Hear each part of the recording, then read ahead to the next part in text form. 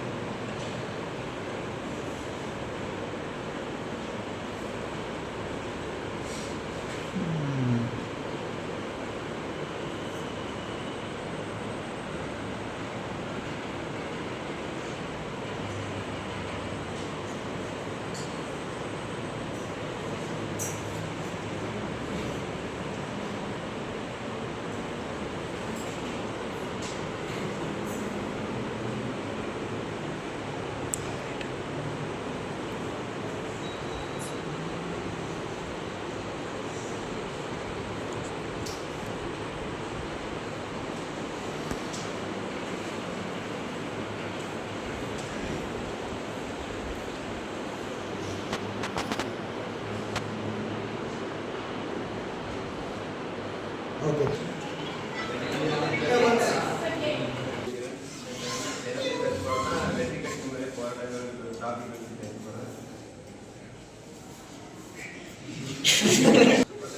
வெற்றி கிடைக்கணும்னா நம்ம செயலை வச்சு இறங்கி அது போராடணும். அதெல்லாம் பாதியிலே இறங்கிட்டு பாதியிலே திரும்பி போகக்கூடாது. அந்த செயலை வச்சுட்டு முழுமையோடு வச்சு இறங்கி செய்யல ஃபஸ்ட் அந்த செயல் செய்யறதுக்கு முன்னாடி ஒரு 1000 தடவை யோசிக்கணும். அந்த செயல் செய்யறதுக்கு முன்னாடி 1000 தடவை யோசிச்சுட்டு இறங்கினதுக்கப்புறம் அது வந்து திரும்ப முடியாதா அப்படிலாம் நம்ம யோசிக்கக்கூடாது.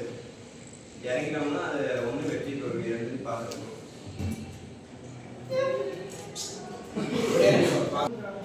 ஃபார் எக்ஸாம்பிள் ஒரு பூனை வந்துட்டு ஆற்றை கடக்கிறதுக்கு முன்னாடி அந்த ஆற்றுல இறங்கிட்டு அதுக்கு அந்த பக்கம் போகணுன்னு நினச்சிட்டு அந்த பக்கம் இறங்கணும். அது இல்லாமல் பாதியிலே இறங்கணும் முடியாதுன்னு சொல்லி வந்து அந்த ஆற்றோட அந்த தண்ணியோட தண்ணியாக அதை அடிச்சுட்டு போயிடும்.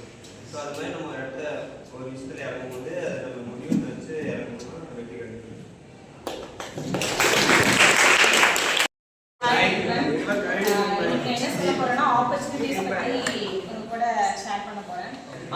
ஆப்பர்ச்சுனிட்டிஸ்னா என்ன, நம்மளோட கோல் நம்மளோட அச்சீவ்மெண்ட்டுக்காக அது ஒரு ஹெல்ப்ஃபுல்லாக இருக்கும். நம்ம கிடைக்கிற ஆப்பர்ச்சுனிட்டியை எப்பயும் மிஸ் பண்ணக்கூடாது. ஆப்பர்ச்சுனிட்டிங்கிறது ஒன்ஸ் தான், அதை வந்து நீங்கள் யூஸ் பண்ணிக்காதோ அவங்கவுங்க ஆப்ஷனல். அது பண்ணி மேபி சிலவங்களுக்கு சக்ஸஸ் ஆகலாம், சிலவங்களுக்கு ஃபெயிலியர் ஆகலாம். ஃபெயிலியர் ஆயிடுச்சுன்னு சொல்லி நம்ம அந்த ஆப்பர்ச்சுனிட்டிஸை இதாக வரைய நினச்சிக்காம நம்ம அதுக்கு மேலே என்ன பண்ண முடியும், என்ன ஐடியா கிடைக்கும் அப்படின்னு யோசிச்சு அதுக்கோட சொல்யூஷன் தேடி போகிறது தான் பெஸ்ட்டு. சக்ஸஸ் ஆகிட்டோம்னா நம்ம நெக்ஸ்ட் ஸ்டெப் என்ன அப்படின்னு நம்ம பார்க்கணும். ஆப்பர்ச்சுனிட்டிஸ் எப்படியெல்லாம் கிடைக்கணும், பிஸ்னஸ் வழியா, இல்லை நம்ம கரியரு, எஜுகேஷன், பர்சனலாக கூட நமக்கு ஆப்பர்ச்சுனிட்டிஸ் கிடைக்கலாம். இப்போது நம்ம ஸ்டடி பண்ணிட்டு இருக்கோம், நமக்கு இப்போ இம்பார்ட்டன்டானது எஜுகேஷன்.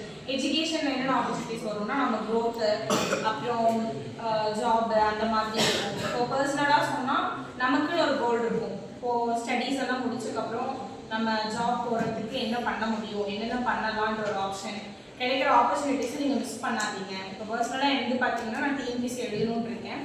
அதுக்கான கைடன்ஸ் எதுவும் இல்லை, பட் ஆனால் நம்ம எஃபர்ட் போடுறதா தான் இருக்குது. நம்ம பாஸோ ஃபெயிலோ நம்ம ட்ரை பண்ணலாம் இல்லையா, ட்ரை பண்ணி அதோட இது எப்படின்னு தெரிஞ்சுக்கலாம்.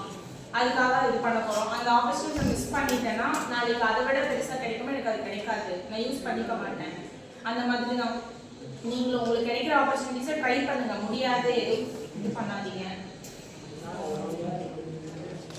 சக்ஸஸ் ஆகணும்னா நீங்கள் ட்ரை பண்ணலாம்.